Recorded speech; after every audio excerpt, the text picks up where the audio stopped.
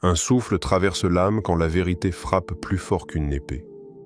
Les siècles s'écoulent, les royaumes disparaissent, mais une chose demeure. La lutte intérieure entre l'homme et son propre ego. Ce combat n'épargne personne, ni le roi sur son trône, ni le pauvre dans sa cabane. Celui qui triomphe de son nafs détient un pouvoir que même les armées ne peuvent ne conquérir. Car le prophète a dit « Le fort n'est pas celui qui terrasse les gens, mais celui qui se maîtrise lorsqu'il est en colère. » Bukhari, Muslim. Es-tu ce guerrier de l'âme ou l'esclave de tes passions? Allah dit « Quiconque place sa confiance en Allah, il lui suffira. » At-Talaq 3. Ces mots ne sont pas seulement une promesse, ils sont une certitude gravée dans le livre éternel. Chaque croyant qui les lit devrait sentir son cœur s'alléger, comme si un poids invisible se détachait de sa poitrine. Pourtant, combien d'entre nous les récitent sans y goûter? Combien murmurent ces versets sans en laisser pénétrer la vérité dans leur vie? La confiance en Allah n'est pas une idée théorique, c'est un refuge, une forteresse imprenable dans laquelle l'âme trouve son repos. Celui qui se tourne vers lui dans la détresse découvre une réalité. Le monde entier peut s'écrouler, mais si Allah te suffit, alors tu n'as rien perdu. Allah dit encore, « En vérité, c'est dans le rappel d'Allah que les cœurs trouvent la quiétude. » Ar-Ra'd 28. Voilà la clé qui échappe au cœur distrait. La quiétude ne se trouve pas dans les écrans qui capturent notre attention, ni dans les conversations interminables qui dissipent notre énergie. Elle ne se trouve pas dans la richesse qui éblouit un instant, mais laisse vide le lendemain. Elle ne se trouve que dans le dhikr, ce lien intime entre l'homme et son Seigneur. Chaque fois que la langue s'humidifie par « Subhanallah »,« Alhamdulillah »,« La ilaha illallah », c'est comme si une pluie douce tombait sur une terre sèche. Le cœur se purifie, se nourrit et se fortifie. Ibn Taymiyyah disait « Le dhikr est à l'âme ce que l'eau est au poisson. » Que devient le poisson sans eau? Le croyant qui néglige le rappel d'Allah se condamne à suffoquer dans un monde qui l'écrase. Mais celui qui s'accroche au Coran et au dhikr marche avec une lumière dans les ténèbres. Ses épreuves deviennent des marches vers Allah, et ses blessures se transforment en guérison. N'as-tu jamais remarqué que, dans les moments de grande peine, une seule prosternation sincère pouvait apaiser des heures de tourments intérieurs?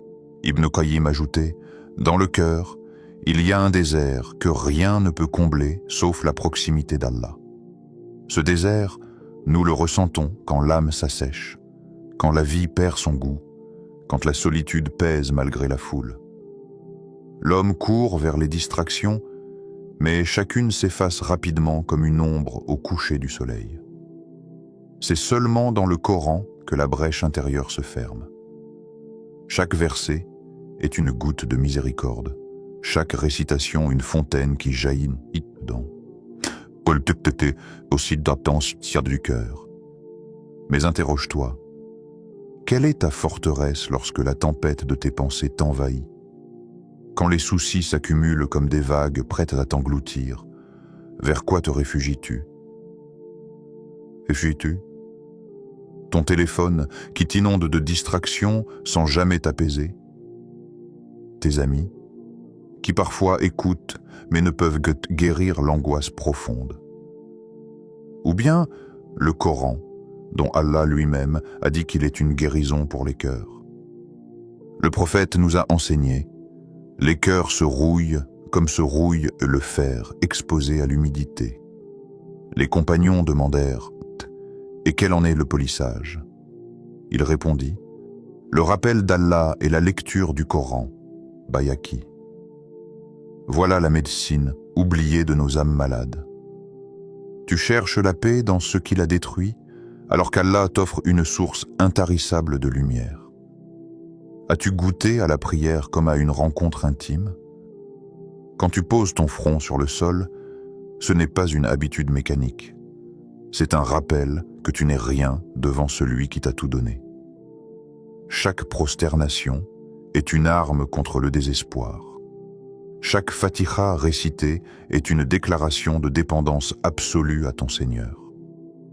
Quand tu pries, le monde entier peut s'agiter autour de toi, mais ton cœur se repose dans la certitude que rien ne bouge sans la permission d'Allah. Alors, que choisis-tu comme abri? Les murs fragiles de ce bas monde ou la forteresse inébranlable du dhikr et du Coran? Car en vérité, Allah a déjà dit « Quiconque place sa confiance en Allah, il lui suffira. » Et cette promesse, nul ne peut l'annuler. As-tu déjà senti ton ego s'enflammer quand une parole blessante t'a été adressée? Ce feu intérieur, cette chaleur qui monte du cœur vers la gorge, ce désir irrépressible de répondre plus fort, plus durement, comme si ta dignité dépendait d'un mot de vengeance. C'est à cet instant que ton vrai combat commence. Ibn Qayyim disait « La patience face aux passions est la véritable noblesse de l'homme. » Mais combien parmi nous échouent au seuil de ce combat? Car l'ego n'accepte pas l'humiliation, il crie, il exige, il veut dominer. Pourtant, l'âme qui se soumet à Allah choisit le silence, choisit la maîtrise, choisit d'être noble même quand le cœur brûle de répondre. Regarde en toi-même. Combien de fois ta langue a-t-elle blessé plus qu'une lame? Les mots sortent vite, mais ils laissent des cicatrices profondes. Le prophète nous a avertis, celui qui croit en Allah et au jour dernier, qu'il dise du bien ou qu'il se taise. Bukhari. Alors, que reste-t-il de tes paroles au jour du jugement? Seront-elles comptées comme des épées qui ont tranché les cœurs et détruit des amitiés, ou comme des perles de sagesse déposées dans ton livre des actes? Tes mots sont des témoins. Chaque syllabe prononcée reviendra vers toi comme une ombre fidèle, soit pour t'élever, soit pour t'écraser. Fais le silence un instant, et imagine-toi au jour où Allah rassemblera toute l'humanité. Tes mains parleront, tes pieds témoigneront, ta langue récitera ce qu'elle a dit. Si tu es sincère, n'as-tu pas peur que ce soient tes propres paroles, celles prononcées dans la colère ou la moquerie, qui se dressent contre toi comme des accusateurs? Toi qui pensais être fort en répondant, n'étais-tu pas en réalité faible en cédant à ton ego? Ibn Taymiyyah disait « L'homme est prisonnier de son ego tant qu'il n'a pas goûté à la douceur de l'adoration. » Alors, dis-moi, qui t'enchaîne aujourd'hui? Tes ennemis ou ton propre nafs? Peut-être crois-tu que ton silence est une défaite, mais en vérité c'est une victoire cachée. La colère est une tempête. Elle déracine les arbres faibles, mais elle révèle la solidité de ceux qui sont enracinés dans la foi. Celui qui se maîtrise alors que son ego hurle est semblable à une montagne face au vent, immobile, solide, inébranlable. Et toi, qu'es-tu dans tes moments de colère? Une feuille emportée par la tempête ou une montagne dressée vers le ciel? Rappelle-toi cette vérité. Allah connaît les secrets des cœurs. Tu peux sourire en apparence, te taire extérieurement, mais si ton cœur bouillonne de rancune, alors ce feu continue de te consumer. Le véritable djihad intérieur ne s'arrête pas au silence des lèvres, il exige la paix du cœur. Le prophète a dit « Le musulman est celui dont les autres musulmans sont à l'abri de sa langue et de sa main. » Muslim. Alors, es-tu un abri ou un danger pour ceux qui t'entourent? Pose-toi cette question cruciale. Si Allah t'appelait aujourd'hui, que trouverait-il dans ton cœur? Une colère ruminée, prête à éclater au moindre mot? Une rancune qui s'est incrustée comme une tache que tu refuses de laver? Ou bien une sérénité douce, née de la certitude que tout est entre ses mains et que nul tort subi n'échappe à sa justice? Peut-être as-tu été insulté hier, peut-être as-tu été humilié aujourd'hui, et peut-être seras-tu éprouvé demain, mais chaque fois, tu as une occasion de triompher ou d'échouer. La victoire ne se mesure pas au volume de ta voix, mais à la capacité de ton cœur à rester pur malgré la provocation. Al-Ghazali disait « Le cœur est comme un miroir. Plus il est purifié, plus il reflète la lumière de la vérité. Si ton cœur est obscurci par la colère, comment pourra-t-il refléter cette lumière? Alors interroge-toi profondément. As-tu dompté ton ego? Ou est-ce lui qui te monte en selle et t'utilise comme son cheval? Car à chaque instant, tu es soit le maître de ton nafs, soit son esclave. Et ce choix, personne ne peut le faire à ta place. Dans les geôles sombres de Damas, Ibn Taymiyyah, l'un des plus grands savants de l'islam, était enfermé. Les murs de pierre suintaient d'humidité, l'air était froid et saturé de silence, seulement brisé par les bruits lointains de pas de gardien. On aurait pu croire qu'un tel isolement briserait un homme, que l'absence de liberté étoufferait son esprit. Mais Ibn Taymiyyah répétait inlassablement ces mots. « Qu'ai-je à craindre? Mon paradis est dans mon cœur. » Ses ennemis avaient cru l'enchaîner, mais en vérité, il vivait libre. Car sa liberté ne dépendait pas de murs ou de clés, mais de son lien avec Allah. C'est dans ce cachot que sa lumière intérieure brilla le plus fort, comme une flamme qui ne fait que grandir lorsqu'on tente de l'étouffer. Les épreuves n'ont jamais été absentes de la vie des grands savants. L'histoire regorge d'exemples où la prison, l'exil, la pauvreté ou l'hostilité ont façonné des âmes indestructibles. L'imam Ahmad ibn Hanbal, par exemple, fut emprisonné et fouetté parce qu'il refusait de plier face aux autorités qui voulaient imposer une doctrine déformée concernant le Coran. Malgré les coups, son cœur ne fléchit pas. Il portait en lui une certitude inébranlable. La vérité se défend par la patience et la constance. Et c'est ainsi que son nom devint un phare pour les générations après lui. Ces hommes n'étaient pas façonnés par la facilité. Leurs âmes furent polies comme des épées dans la pierre dure de l'épreuve. Ibn Taymiyyah, dans ses lettres depuis la prison, écrivait à ses élèves avec une sérénité désarmante. Il leur enseignait que l'isolement pouvait être une bénédiction, une occasion de se consacrer au dhikr et à la méditation. Il disait « Qu'ils fassent de moi ce qu'ils veulent, mon exil est une retraite, ma prison est une solitude pour adorer Allah. Et ma mort est un martyr. » Quelle grandeur dans ces mots!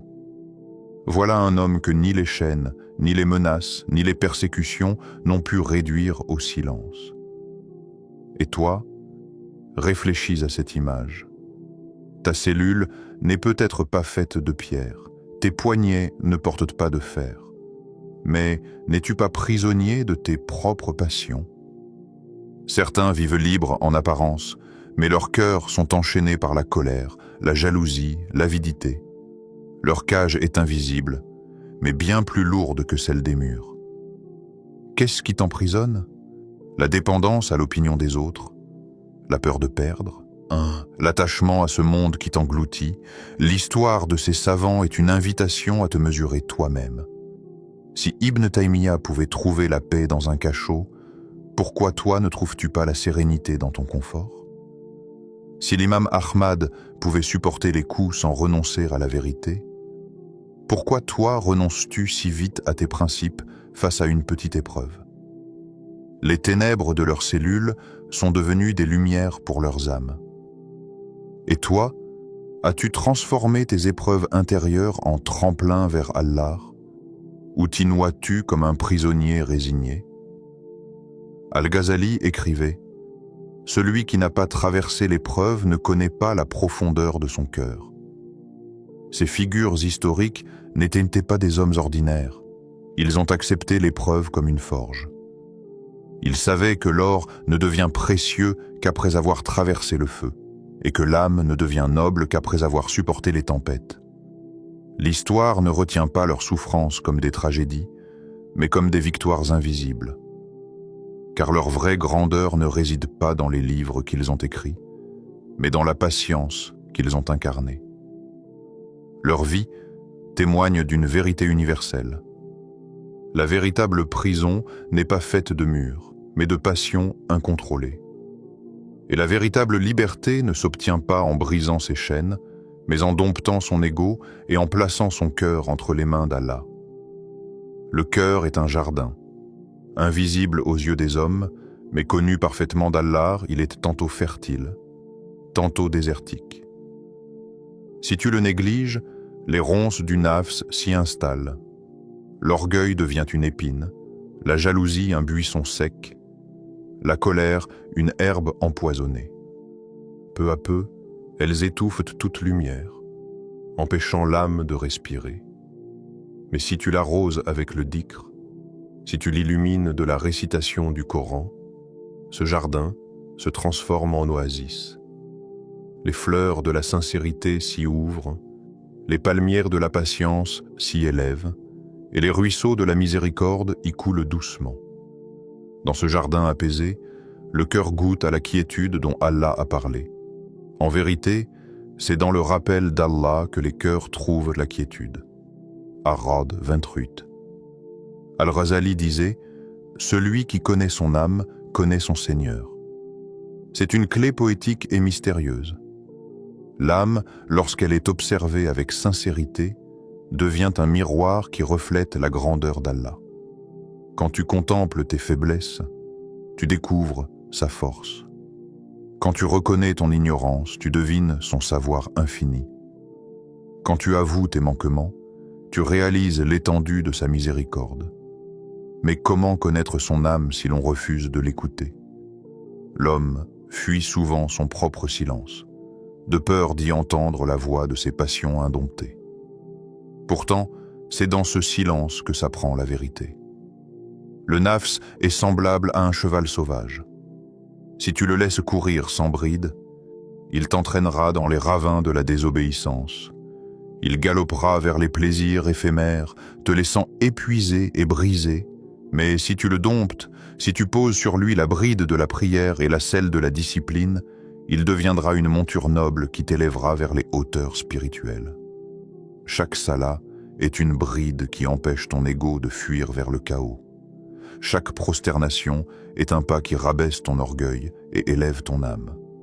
Chaque larme versée dans le secret de la nuit est une pluie qui lave les poussières de ton cœur. Ibn Qayyim comparait les larmes de la sincérité à un parfum qui monte jusqu'au ciel. Elles ne sont pas des signes de faiblesse, mais des marques de victoire. Quand ton cœur se brise devant Allah, ce n'est pas une défaite, c'est la plus belle des conquêtes.